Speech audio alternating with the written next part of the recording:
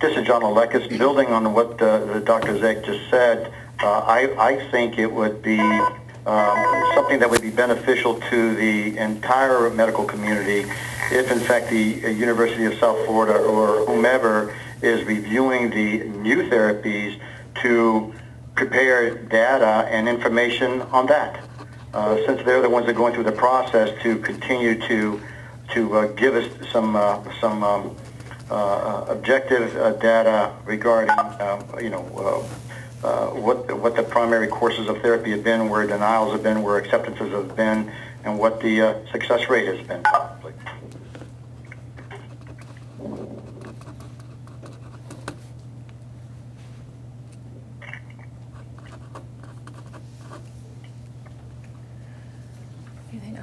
How are we doing on time?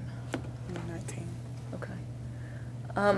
I think at this point we're going, if the panel is agreeable, we'll end the panel discussion and we can revisit the public testimony. I do want to remind people who are interested in public testimony that it's not a question and answer session for the committee, it's public testimony. And so you can submit your opinion, but it's really not a Q&A session. Is there go ahead. What are you going to recognize? Is there anybody else on the phone? Well, I was going to ask in the group, again, in the room, if there's anybody who would like to participate in public testimony. You could raise your hand. We can. Okay. Sir, what's your name? Richard Davis. Richard Davis. Well, first of all, is the committee agreeable to, ending the panel discussion? Anybody else have? Absolutely, yep. Okay. Yes. Okay. At this time when I can make a statement or We're gonna take the person in the room who drove here to submit his public testimony. So we're going to take him first, and then we'll get to the people on the phone. So this is Mr. Richard Davis. Yes, it is. Okay. Okay, I'm here representing parents that aren't able to and wasn't aware of this meeting. But these drugs that we're talking about are very dangerous. I hear you saying that there's no data out here it's hard to gather, but that's not true. I'm going to bring you information right here that is not my opinion. It's a written fact that risperidone, Seroquel, and Zyprex is very dangerous. To use this on a minor child, a 5-year-old or 6-year-old, is against the law. This 5-year-old child, which was mine, was given these drugs illegally. There was nothing wrong with her whatsoever. She was just abused, physically abused, and returned back to that home. When you see these side effects that they wrote here, that I had forced them to put in writing, her tongue out of her mouth like a dog, tremors, slobbering out of her mouth and saying, oh, she's having a temper tantrum. You ought to be ashamed of yourselves. This data is here. All you have to do is go to your records. It's on the News Journal, St. Petersburg Times. They all have data, but you say you can't find it. But yet you destroy our children. How would you like to see, you say you have children, to see your child tremor and shake, slobber, throw up blood out of her mouth from taking drugs like this? You know the side effects. You see them, but you continue to give the child the drugs. How can you call this medicine? How can you call it? Tucker? How can you call this medicine? Can't hear him. Hello? Oh, hello? It's okay. Hang on, committee. Mr. Davis, do you have any written testimony you'd like to give us to review? Yes, I have Guardian ad litem report. Okay. Let me read some of it to you.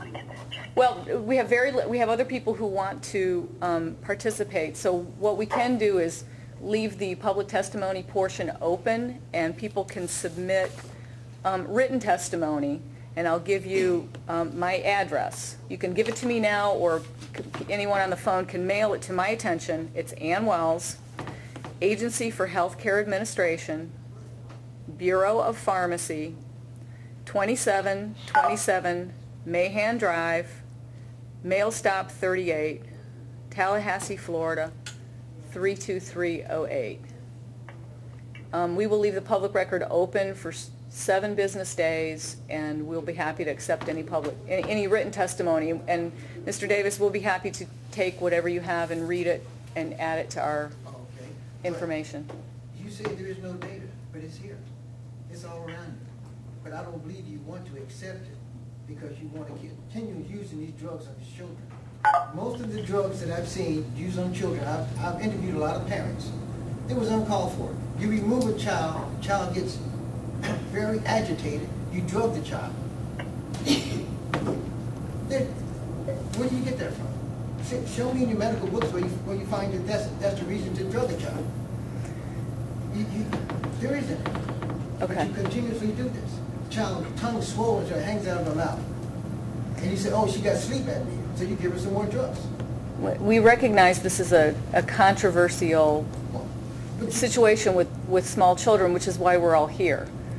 And we certainly have had a lot of medical input and clinical data other than what is printed in the newspapers. And it is concerning to us all, the physicians in the group, the agency members, and we hear your concerns. But I certainly will take any of the written material that you have.